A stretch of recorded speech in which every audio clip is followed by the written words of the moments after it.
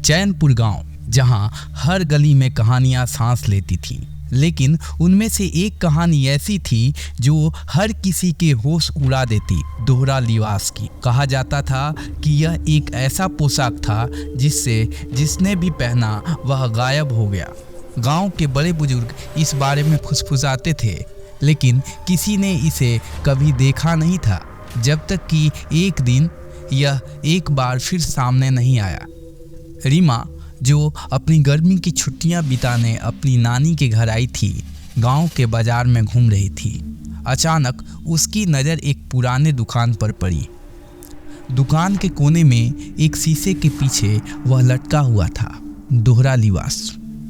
वह पोशाक कितनी सुंदर थी कि रीमा की आंखें वहीं ठहर गई। दुकानदार ने चेतावनी दी, इससे दूर रहो बिटिया, यह लिबास शापित है, इसे पहनने वाले का कभी पता नहीं चला।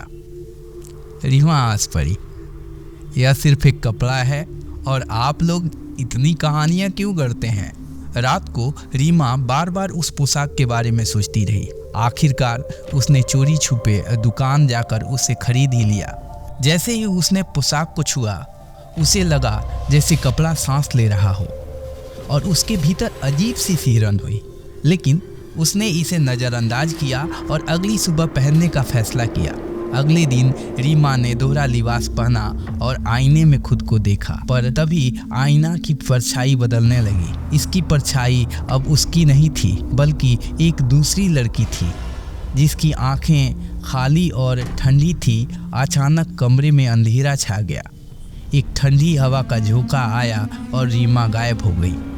जब उसकी नानी दौड़कर कमरे में आई तो वहाँ सिर्फ वही पोशाक पड़ी थी। पोशाक के अंदर एक पुराना पत्र मिला। वह पत्र किसी लीला नाम की लड़की का था, जो गांव में सालों पहले गायब हो गई थी। लीला ने लिखा था कि यह पोशाक एक जादूगरनी ने बनाई थी और इसमें काले जादू का ऐसा शाप भरा था जो इसे पहनने वाले की आत्मा को एक दूसरी दुनिया में खींच लेता था। लीला उस दुनिया में फंसी थी और अब रीमा भी वहीं थी। रीमा की नानी ने गांव के सबसे पुराने पुजारी की मदद मांगी। पुजारी ने बताया कि इस सांप को सिर्फ पूर्णिमा की रात एक विशेष अनुष्ठान से ही तोड़ा जा सकता है, लेकिन अनुष्ठान खतरनाक था। अगर यह असफल होता है तो पोशाक में फंसी सभी आत्माएं हमेशा के लिए खो जाएंगी। पूर्णिमा की रात गांव के बीचों बीच आग जलाकर अनुष्ठान शुरू हुआ।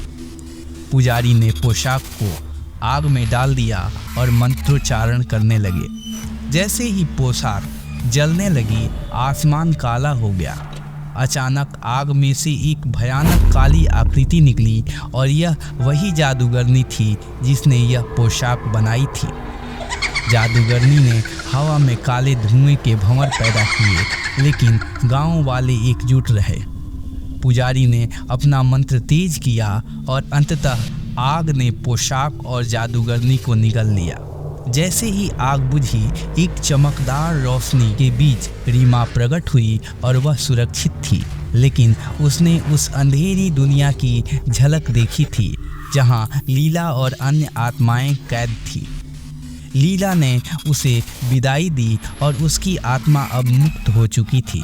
गांव फिर से शांत हो गया। पोशाक और उसका सांप हमेशा के लिए खत्म हो गया।